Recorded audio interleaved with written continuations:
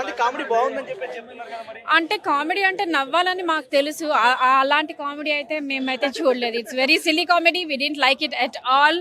We expected more from Ravi Teja. Yeah, so routine గా అనిపించిందా అన్ని ఇంతకుముందు సినిమా రవితేజ మూవీస్ లాగా? రవితేజ ఇంతకుముందు చాలా బాగుండేవి, అలా అనుకుని వచ్చాం morning. But it's a worse. This is not Raviteja.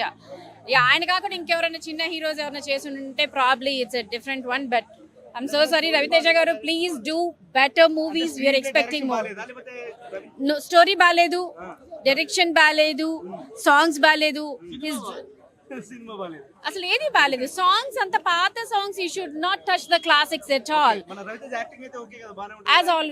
As always yeah, అంటే దీనిలో చాలా మంది కమెడియన్స్ ఉన్నారు కదా, సునీల్ కావచ్చు, ఇంకా వాళ్ళందరూ బాగానే చేశారు. As always they are okay.